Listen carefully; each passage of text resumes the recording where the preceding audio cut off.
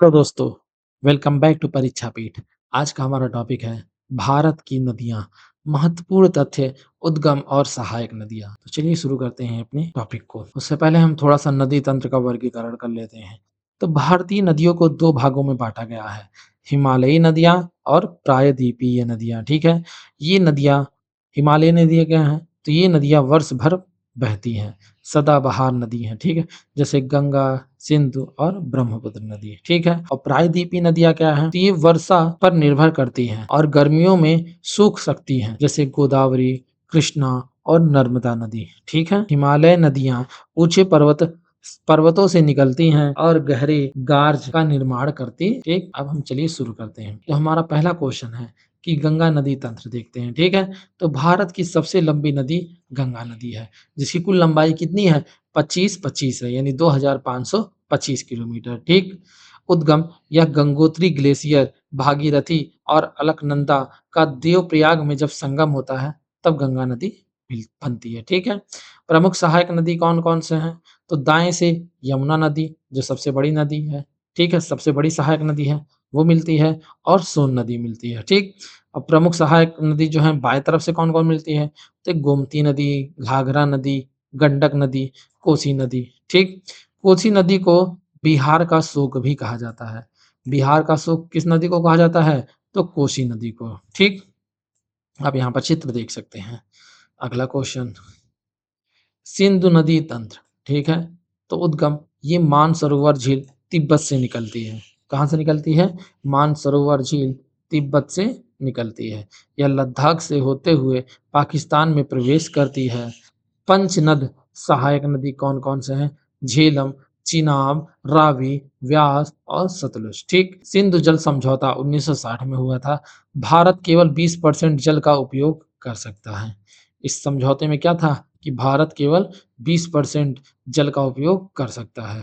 चिनाब सिंधु की सबसे बड़ी सहायक नदी है। सिंधु नदी की सबसे बड़ी सहायक नदी कौन है? चिनाब, ठीक? अगला क्वेश्चन, ब्रह्मपुत्र नदी तंत्र। ब्रह्मपुत्र नदी तंत्र कौन-सा है? तो नामों की विविधता, तिब्बत, तिब्बत में इसे सांगपो नाम से जाना जाता है। किस नाम से? सांगपो। अरुणाचल प्रदेश में इसे दिहांग नदी के नाम से जाना जाता है।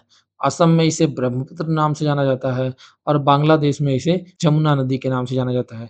यह विश्व का सबसे बड़ा नदी द्वीप माजुली असम में बनाती है, ठीक है? ठीक? तो अफवाह तंत्र की विशेषता देख लो, तो भ्रंश घाटी नदियाँ जैसे नर्मदा और तापी विंध्य और सतपुड़ा के बीच रिफ्ट वैली से बहती हैं। मुहावना क्या है? तो ये नदियाँ डेल्टा नहीं बनाती बल्कि एस्चुरी यानी ज्वार नदमुख बनाती हैं, क्योंकि ये कठोर चट्टानों से होकर बहती हैं। लघु प्रवाह पश्चिमी घाट के करीब होने के कारण इनकी लंबाई पूर्व बहनी नदियों से कम होती है। परीक्षा हेतु विशेष क्या है? तो भारत की अधिकांश नदियाँ पूर्व की ओर बहती हैं, लेकिन प्रायद्वीपीय भारत की 7-8 मुख्य नदियाँ अरब सागर में मिलती हैं, ठीक? तो नर्मदा नदी, ठीक है?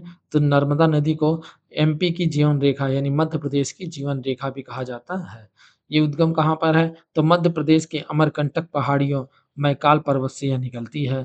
इसकी लंबाई 1312 किलोमीटर है। पश्चिम में बहने वाली ये सबसे लंबी नदी है। यह उत्तर में विंध्याचल और दक्षिण में सतपुड़ा श्रेणियों के बीच बहती है।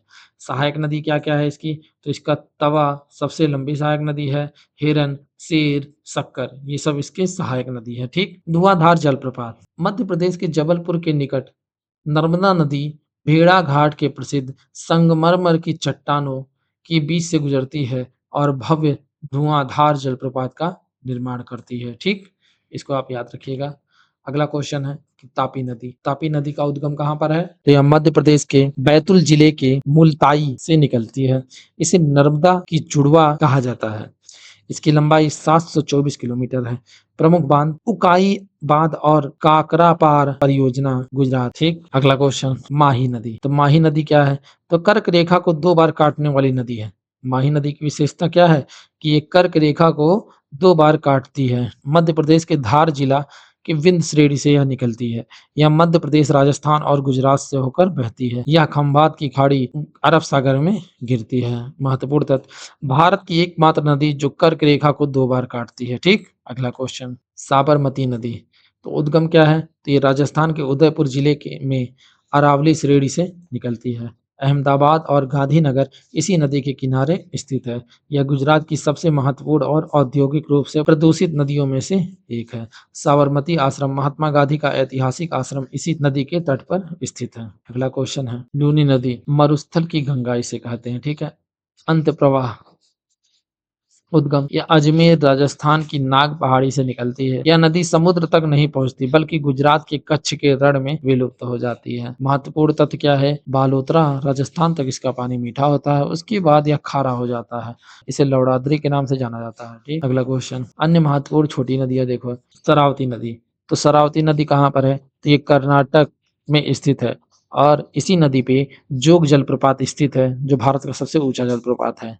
दूसरा, पेरियार नदी, तो पेरियार नदी कहाँ पर है, तो ये केरल में स्थित है। केरल की सबसे लंबी नदी है। इदुक्की में स्थित है। इदुक्की बाद इसी पर स्थित है। इसे केरल की जीवन रेखा भी कहते हैं। मांडवी और जुआरी, तो गोवा की दो प्रमुख नदियां हैं। मांडवी के तट पर पणजी स्थित है, ठीक। अगला महत्वपूर्ण संगम देख लो, तो देवप्रयाग में भागीरथी और अलकनंदा नदी के मिलने से गंगा नदी का निर्माण होता है। रुद्रप्रयाग में मंदाकिनी और अलकनंदा मिलते हैं। कर्णप्रयाग में पिंडर और अलकनंदा मिलते हैं और विष्णुप्रयाग में धौलीगंगा और अलकनंदा मिलते हैं। क्वेश्चन, नदियों की लंबाई का तुलनात्मक अध्ययन देख लो। नर्मदा नदी 1312 किलोमीटर की है लंबाई, Tapi 724 kilometre, Mahi 583 kilometre, Luni 495 kilometre, Sabarmati 371 kilometre, ठीक है। नर्मदा पश्चिम की ओर बहने वाली भारत की सबसे लंबी नदी है। प्रमुख बांध और परियोजना देख लो, जैसे सरदार सरोवर बांध, तो ये नर्मदा नदी पे है, गुजरात में स्थित है। इंदिरा सागर बांध, तो ये नर्मदा नदी पर है, मध्य प्रदेश में स्थित है। उकाई बांध, तो ये तापी नदी पर स्थित है, गुजरात में है, ठीक। कडाना बांध, तो ये माही नदी पर स्थित है, गुजरात में स्थित है। धर्रौई बांध, तो ये साबरमती नदी पर स्थित है, गुजरात में स्थित है, ठीक। तो कैसा लगा ये वीडियो आपको? अगर वीडियो पसंद आया हो तो वीडियो को लाइक करिएगा और चैनल को सब्सक्राइब करिएगा।